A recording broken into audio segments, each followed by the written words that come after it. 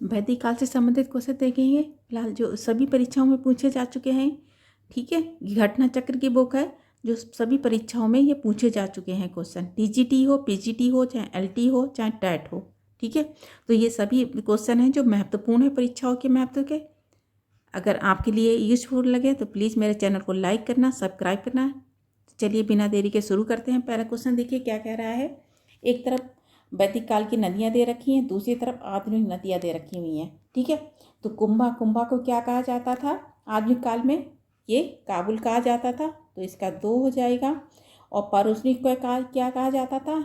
रावी कहा जाता, जो इसी नदी के किनारे कौन सा युद्ध हुआ था? दसराक का युद्ध हुआ था।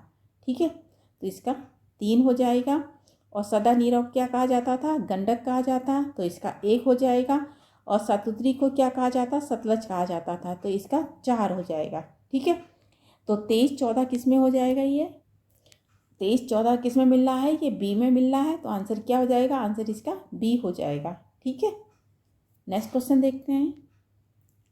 देखिए सेकंड क्वेश्चन कह रहा है कि निम्नलिखित में से कौन सी प्रथा चतुर्स्तय वेदोत्तर काल में प्रचलित हुई? तो कौन कौन सी हुई थी? एक धर्म है, अर्थ है, काम और मोक्ष है। ठीक है, तो मोक्ष की चर्चा हमें कहाँ मिलती है? उपनिषद में मिलती है। सी देखिए क्या कह रहा है। सी कह रहा है ब्रह्मचर्य है, गृहस्थ आश्रम है, वानप्रस्थ है और संन्यास। ये 4 आश्रम का उल्लेख हमें कहाँ मिलता है? ज्वालो उपनिषद में मिलता है। कहाँ मिलता है? ज्वालो उपनिषद में मिलता है। और 3 आश्रमों का उल्लेख हमें कहाँ मिलता है?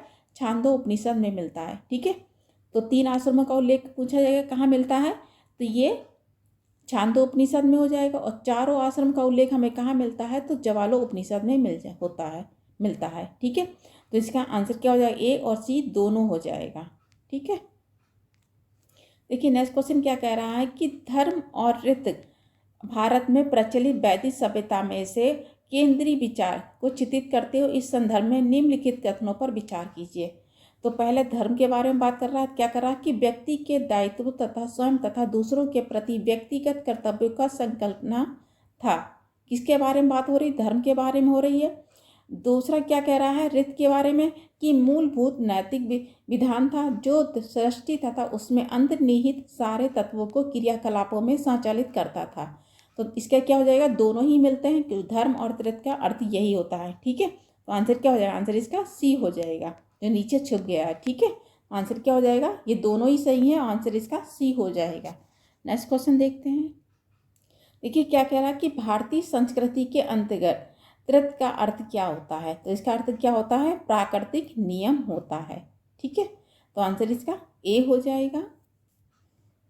देखिए क्या कह रहा है क्वेश्चन 35 कह रहा है कि निम्नलिखित वैदिक देवताओं में किनको यानी पुरोहित माना गया है? तो पुरोहित किसको माना गया? ये बृहस्पति को माना गया है। किसको माना गया है? बृहस्पति को माना गया है। ठीक है, पुरोहित वैदिक काल की बात हो रही है, तो आंसर इसका बी हो जाएगा। 36 क्वेश्चन क्या करा कि निम्नलिखित में से कौन सी ब्रह्मवादिनी थी जिस यानी कुछ वेद मंत्रों की रचना की थी? तो वह कौन है? ये लोपामुद्रा है। और किसकी पत्नी थी? ये अगस्त ऋषि की पत्नी थी। किसकी पत्नी थी? ये अगस्त ऋषि की पत्नी थी। ब्रह्मवादिनी का अर्थ होता आजीवन शिक्षा ग्रहण करने वाली स्त्री। ठीक है, तो कौन है इसमें से? लोपामुद्रा हो जाएंगी। ठीक है, तो आंसर इसका ए हो जाएगा। देखिए नेक्स्ट क्वेश्चन कह रहा है कि ऋग्वैदिक काल में निष्क किसकी बात हो रही? निष्क। और किसकी काल बात हो रही? ऋग्वैदिक काल में निष्क शब्द का प्रयोग किसके लिए होता था? आभूषण के लिए होता था। ठीक है, लेकिन किंतु परावर्ती काल में उसका उपयोग किसके लिए होने लगा?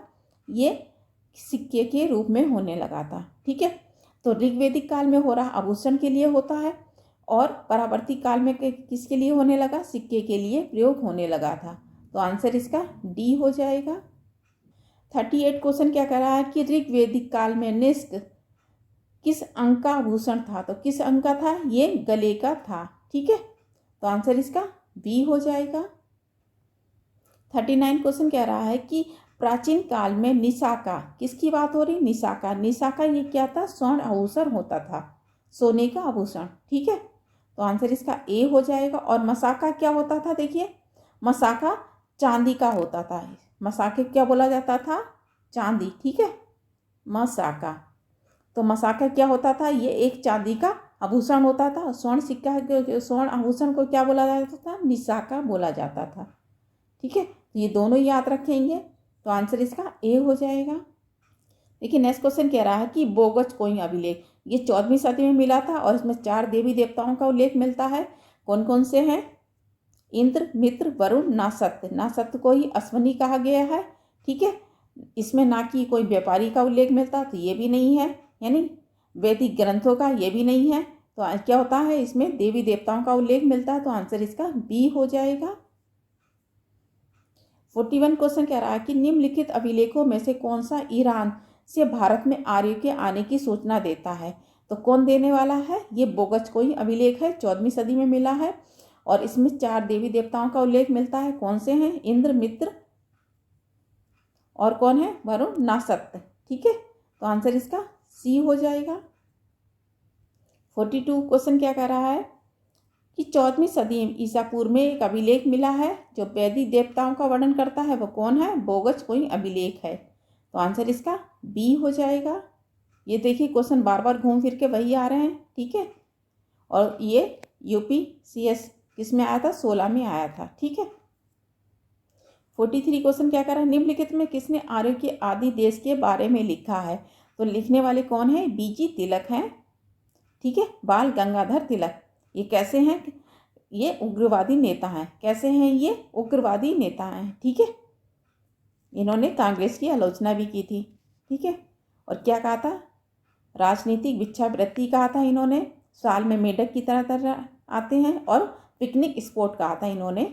ठीक है, और ये एकमात्र ऐसे हैं जो पत्रकारिता के कारण इनको जेल हुई थी।